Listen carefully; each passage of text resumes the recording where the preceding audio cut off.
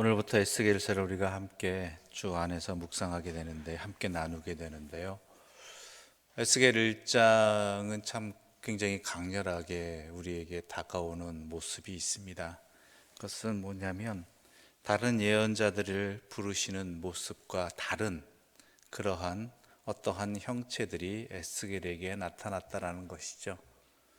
물론 다른 형체는 아니겠지요. 그러나 에스겔만큼 또 어떠한 비유로 어떠한 것과 연결하여서 이렇게 이런 모양이 있고 저런 형태가 있고 또한 그런 것들이 어떻게 연결되어 있고 어떻게 작동하고 뭐 이런 자세한 묘사는 그렇게 나타난 곳은 의외로 없습니다.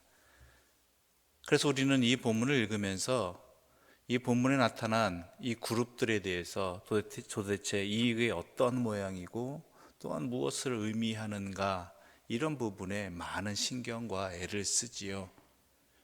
그런데 저도 그러다가 문득 깨달은 것이 뭐냐면 그것보다 더 중요한 게 무엇인가가 있다라는 것이죠. 그것은 뭐냐면 하나님이 나타나셨다라는 것입니다. 하나님이 나타나시는 거야. 성경 곳곳에서 나타나는데 그게 무슨 의미가 있을까? 그런데 이스라엘 백성들에게, 특히 에스겔에게 이것은 커다란 의미가 있다라는 것이죠. 보면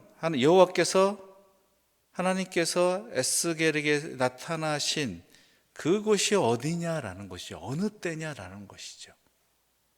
우리 1절부터 3절까지의 말씀 우리 함께 읽어볼까요? 서른째 해 넷째 달 초다스에 내가 그발강가 사로잡힌 자 중에 있을 때에 하늘이 열리며 하나님의 모습이 내게 보이니 여호와긴 왕이 사로잡힌 지 5년 그 달 초다스라. 갈대아 땅 그발강가에서 여호와의 말씀이 부시의 아들 제사장 나 에스겔에게 특별히 임하고 여호와의 권능이 내 위에 있으니라. 아멘.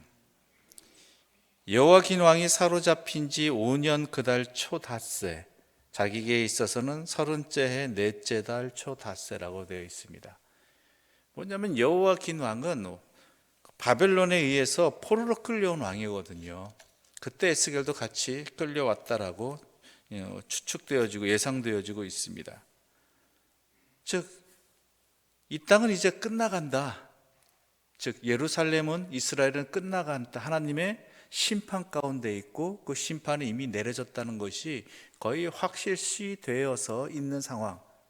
그래서 하나님의 심판의 상징처럼 에스겔을 포함한 일부 이스라엘 사람들은 아직 예루살렘은 멸망하지 않았지만 바벨론의 포로로 끌려온 상황이라는 것이죠. 즉 하나님께서 우리를 버리셨다, 우리를 심판하셨다, 이러한 생각이 팽배한 가운데 있었습니다. 게다가 이곳은 어디입니까? 갈대아 땅 그발강가입니다.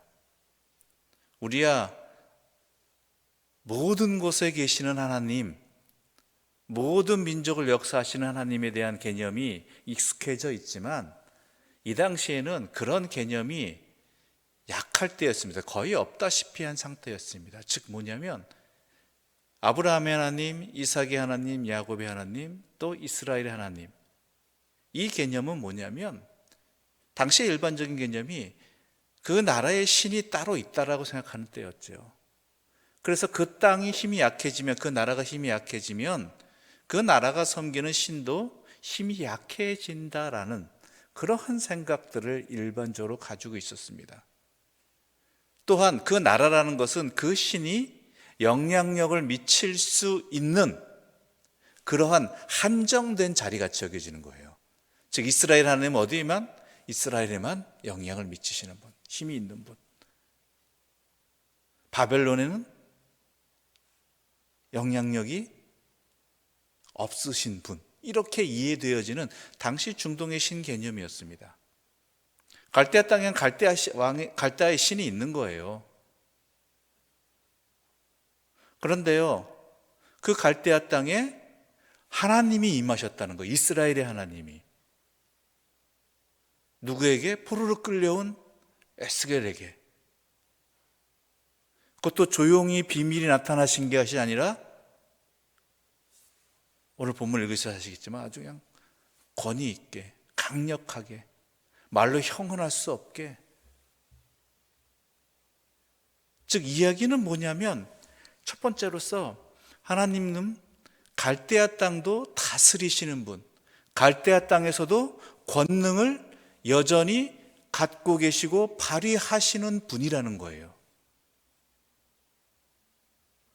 이건 이 당시 사람들에게 너무나 파격적인 사건이고, 특히 포로로 끌려와서 희망을 잃어버린 에스겔을 비롯한 모든 이스라엘 민족들에게 이건 놀라운 사건이지요.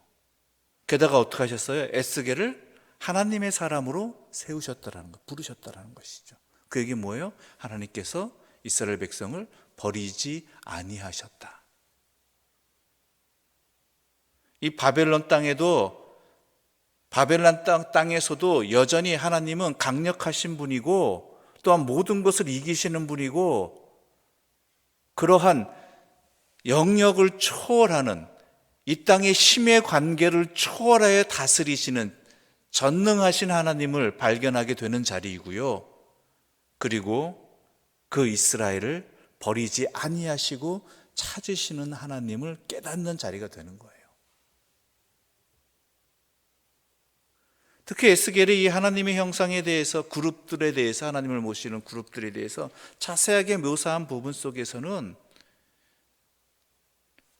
그런 의미도 함께 담겨 있는 거죠. 이러한 하나님께서 엄청난 권위와 능력으로 바벨론 땅에 역사하셨다, 나타나셨다. 누구를 위해? 이스라엘 백성을 위해서. 이거는 전적인 하나님의 은혜입니다. 변함없는 하나님의 사랑입니다.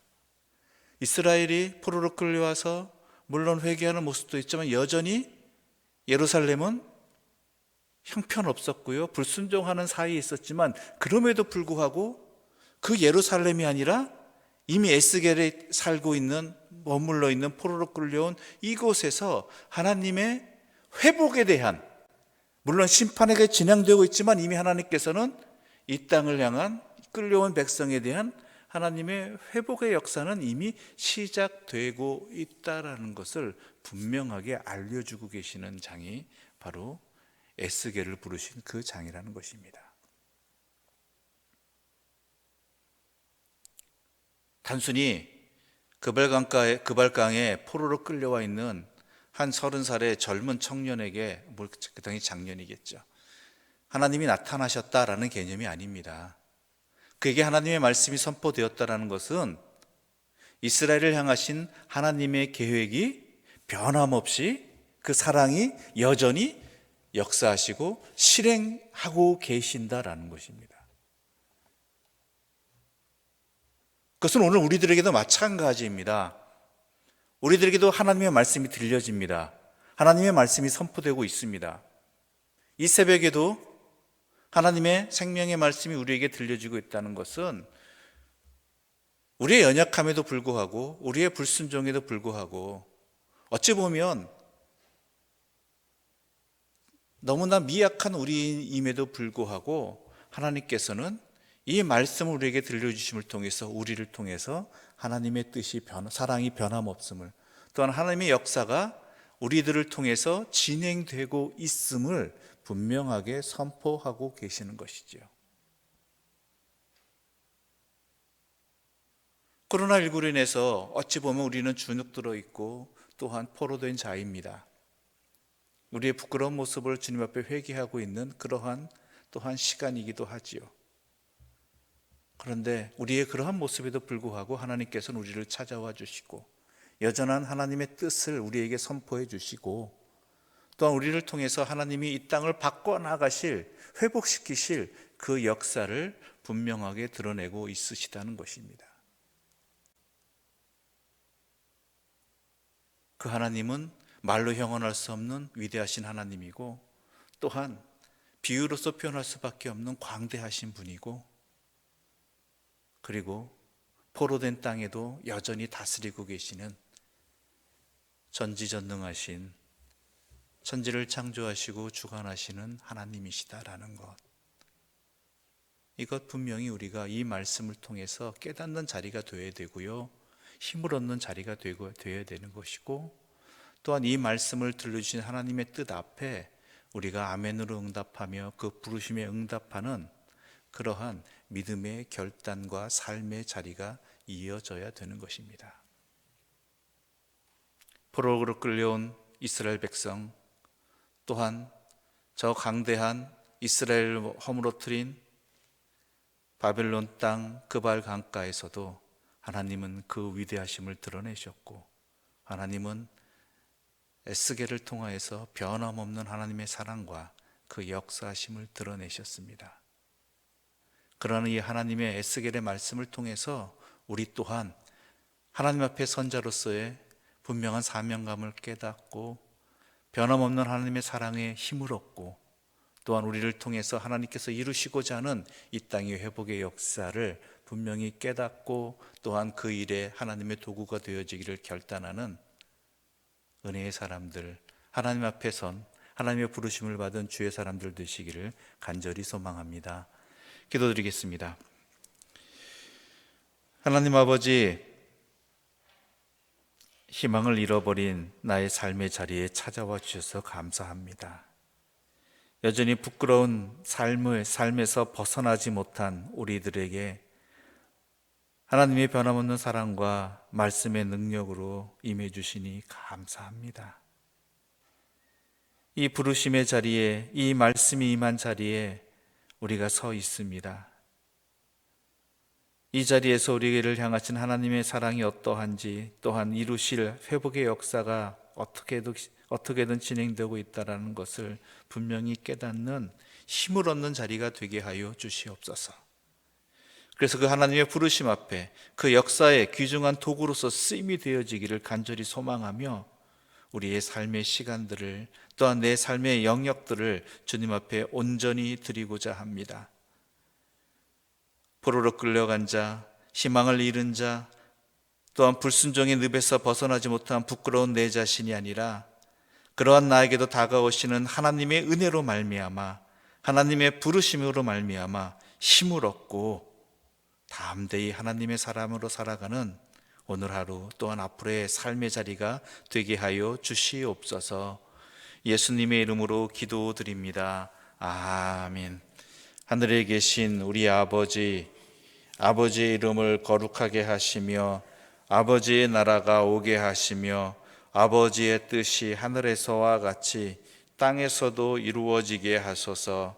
오늘 우리에게 일용할 양식을 주시고 우리가 우리에게 잘못한 사람을 용서하여 준 것 같이 우리 죄를 용서하여 주시고 우리를 시험에 빠지지 않게 하시고 악에서 구하소서. 나라와 권능과 영광이 영원히 아버지의 것입니다. 아멘.